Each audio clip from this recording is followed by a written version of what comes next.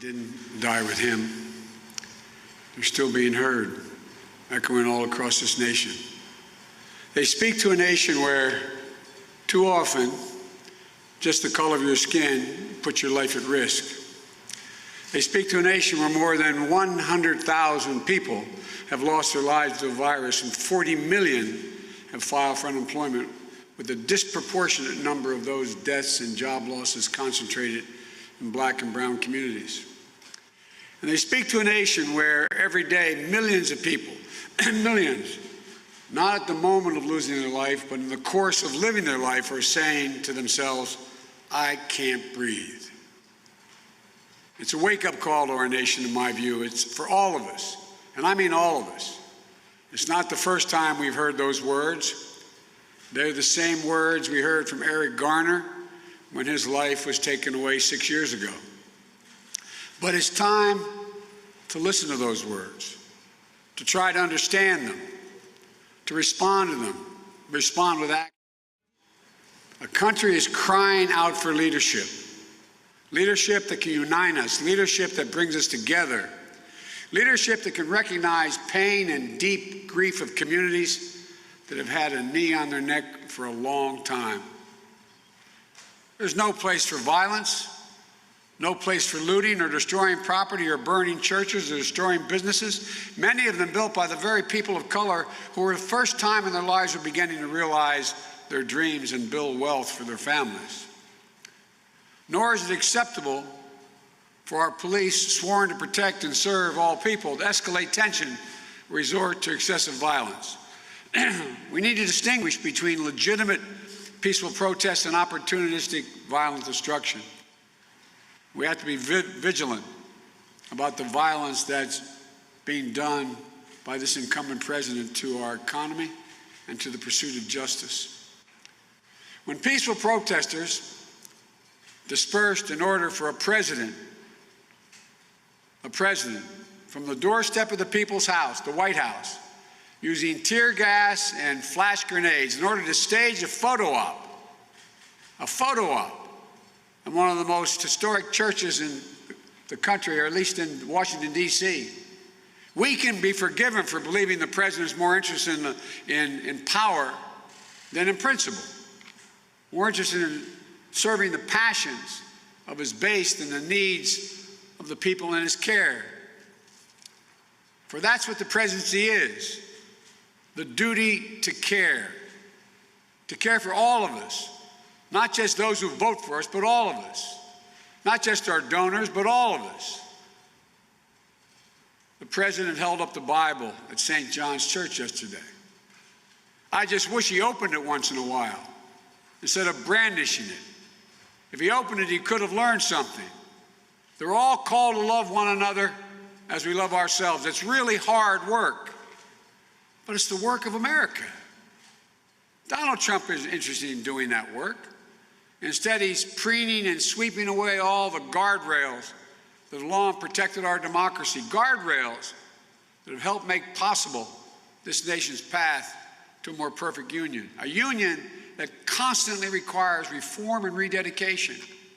And yes, the protest from voices that are mistreated, ignored, left out, or left behind. But it is a union worth fighting for. And that's why I'm running for president. In addition to the Bible, the president might also want to open the U.S. Constitution once in a while. If he did, he'd find a thing called the First Amendment. And what it says in the beginning, it says, the right of the people peaceably to assemble and to petition their government for redress of grievances. That's kind of an essential notion built into this country. Mr. President, that's America. That's America. No horses rising up on their hind legs to push back peaceful protest. Not using the American military to move against the American people. This is a nation of values. Our freedom to speak is a cherished knowledge that lives inside every American almost from the time you're a kid. We're not going to allow any president to quiet our voice. We won't let those who see this as an opportunity to sow chaos throw up a smokescreen to distract us from the very real and legitimate grievances at the heart of these protests. We can't leave this moment. We can't leave this moment thinking that we can once again turn away and do nothing. We can't do that this time. We just can't. The moment has come for our nation to deal with systemic racism, to deal with the growing economic inequity that exists in our nation, to deal with the denial of the promise of this nation made to so many. You know, I've said from the outset of this election that we're in the battle for the soul of this nation. And we are in the battle for the soul of this nation. What we believe, and maybe most importantly, who we want to be, it's all at stake. That's truer today than it's ever been, at least in my lifetime. And it's this urgency, it's in this urgency we can find a path forward. Now, the history of this nation teaches us that in some of our darkest moments of despair, we've made some of our greatest progress. Some of our darkest moments. The 13th, 14th, 15th Amendments followed the Civil War. The greatest economic growth in world history grew out of the Great Depression. The Civil Rights Act of 1964 and the Voting Rights Act of 65 came in the tracks of Bull Connor's vicious dogs. To paraphrase Reverend Barber, it's the morning where we find hope. It's in the morning where we find hope when we mourn.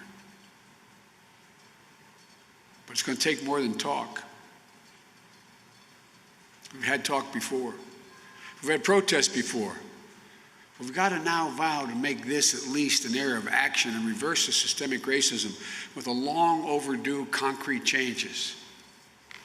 The action will not be completed in the first 100 days of my presidency if I'm fortunate enough to be elected, or even in my entire term. It's going to take the work of a generation. But if this agenda will take time to complete, it should not wait for the first 100 days of my presidency to get started. A down payment on what is long overdue should come now, should come immediately. I call on the Congress to act this month on measures that will be the first step in this direction. Starting with real police reform, Congressman Jeffries has a bill to outlaw chokeholds. Congress should put it on the president's desk in the next few days. There are other measures to stop transferring weapons of war to police forces, improve oversight and accountability, to create a model use of force standard. That also should be made law this month. No more excuses, no delays. If Mitch McConnell can bring in the United States Senate to confirm Trump's unqualified judicial nominees who will run roughshod over our Constitution now, it's time to pass legislation that will give true meaning to our constitutional promise of equal protection under the law. Looking ahead in the first 100 days of my presidency, I've committed to creating a National Police Oversight Commission. I've long believed we need real community policing. We need each and every police department of the country to understand undertake a comprehensive review of their hiring, their training, their de-escalation. Some have already done it, some are in the process of doing it. The federal government should give the cities and states the tools and the resources they need to implement reforms. More police officers meet the higher standards of their profession. Most of them do it. All the more reason why bad cops should be dealt with severely and swiftly. We all need to take a hard look at the culture that allows for the senseless tragedies that keep happening. And we need to learn from the cities and the precincts that are getting it right. We know, though, in order to have true American justice, we need economic justice as well. Here, too, there's much to be done. As an immediate step, Congress should act now to rectify racial inequities that allow COVID-19 recovery funds to be diverted from where they live. I'll be setting forth my agenda on economic justice and opportunity in the weeks and months ahead, but it begins with health care. Health care should be a right, not a privilege. The quickest route to universal coverage in this country is to expand on Obamacare. We could do it, we should do it. But this president, even now, in the midst of a public health crisis with massive unemployment, wants to destroy it. He doesn't care how many millions of Americans will be hurt, because he's consumed with this blinding ego when it comes to Barack Obama, President Obama. The president should withdraw his lawsuit to strike down Obamacare, and the Congress should prepare to pass the act I propose to expand Obamacare to millions more so everyone's covered.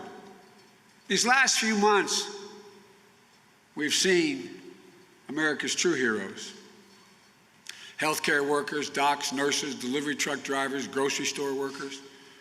You know, we've come up with a new phrase for them: essential workers. Essential workers. But we need to do more than praise them. We need to pay them. We need to pay them. Because if it weren't clear before, it's clear now. This country wasn't built by Wall Street bankers and CEOs. It was built by the great American middle class, which was built by unions and our essential workers. You know, I know there's enormous fear and uncertainty and anger in the country. I understand. I know so many Americans are suffering loss of a loved one, suffering economic hardship, wondering, can I feed my family tomorrow? What's going to happen? Suffering under the weight of a generation after generation after generation of hurt inflicted on people of color, on black, brown, and Native communities in particular. Like many of you, I know what it means to grieve. My losses are not the same as losses felt by so many, but I know what it feels like when you think you can't go on. I know what it means to have that black hole in your chest where your grief is being sucked into it. Just a few days ago marked the 5th anniversary of my son Bo's passing from cancer. And there's still moments when the pain is so great it feels no different than the day I sat in that bed as he passed away. But I also know that the best way to bear loss and pain is to turn it into that anger and anguish into purpose. And Americans know what our purpose is as a nation. It has to be guided. It has to be guided. It's guided us from the very beginning. You know, it's been reported the day that President John F. Kennedy was assassinated, little Yolanda King came home from school in Atlanta and jumped in her daddy's arms and said, "Oh, Daddy," she said, "now we're never going to get our freedom." Her daddy was reassuring, strong, and brave. He said, "No, don't worry, baby. It's going to be okay. It's going to be all right." Amid the violence and fear, Dr. King, he persevered. He was driven by his dream of a nation where justice runs down like water and righteousness like a mighty stream. Then, in 1968, hate cut him down in Memphis. A few days before Dr. King was murdered, he gave a final Sunday sermon in Washington, where he told us that though the arc of the moral universe is long, he said it bends towards justice. And we know we can bend it because we have. We have to believe that still. That's our purpose.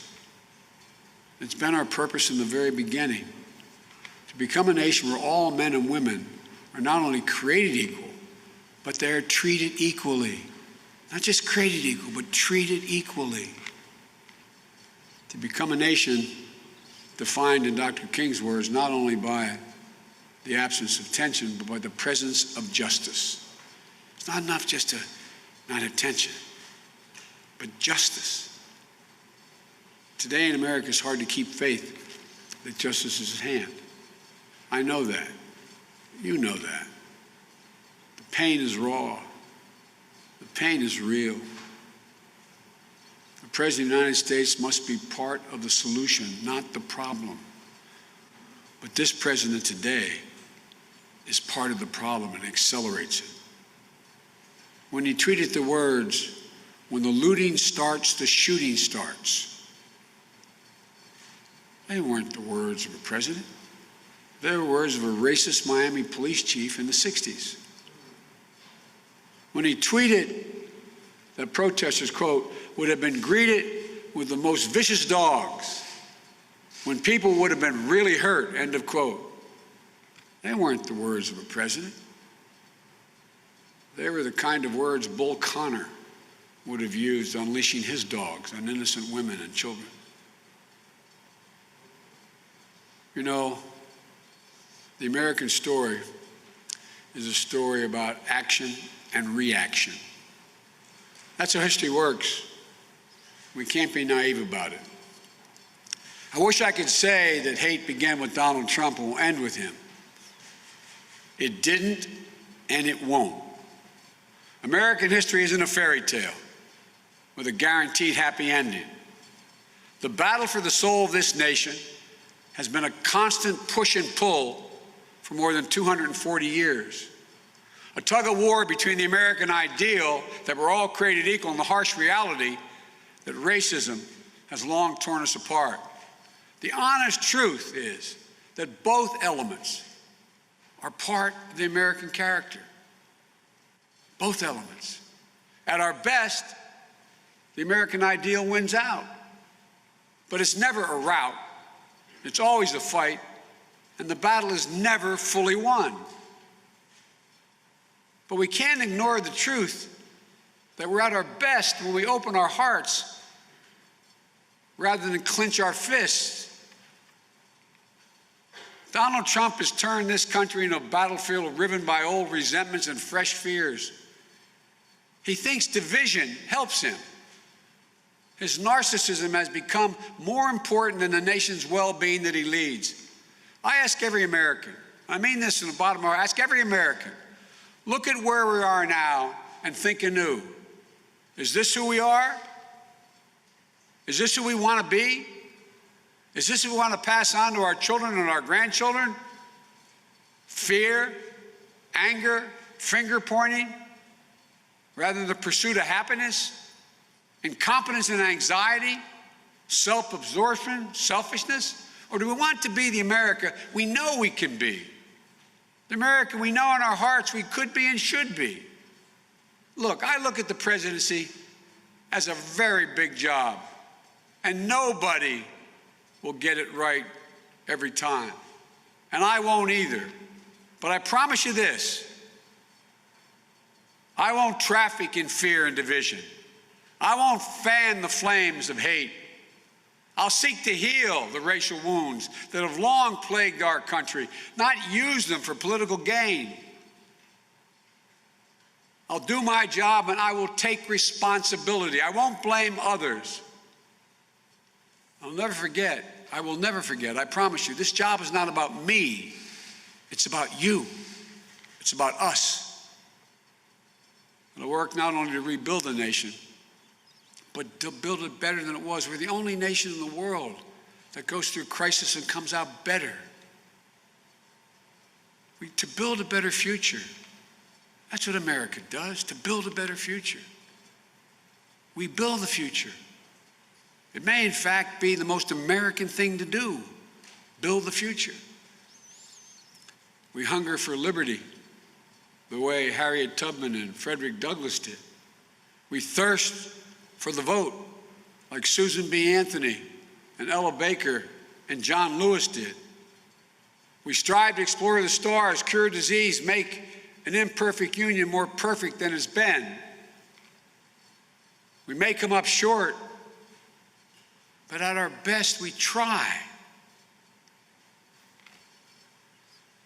My fellow Americans, we're facing formidable enemies.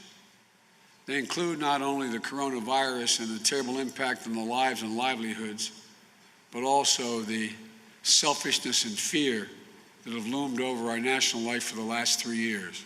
And I choose those words advisedly: selfishness and fear. Defeating those enemies requires us to do our duty, and that duty includes remembering who we should be. Who we should be. We should be the America of FDR and Eisenhower, of Rosa Parks and Martin Luther King Jr., of Jonas Salk and Neil Armstrong. We should be the America that cherishes life, liberty, and courage. And above all, we should be the America that cherishes each other, each and every one of us. You know, we're a nation in pain.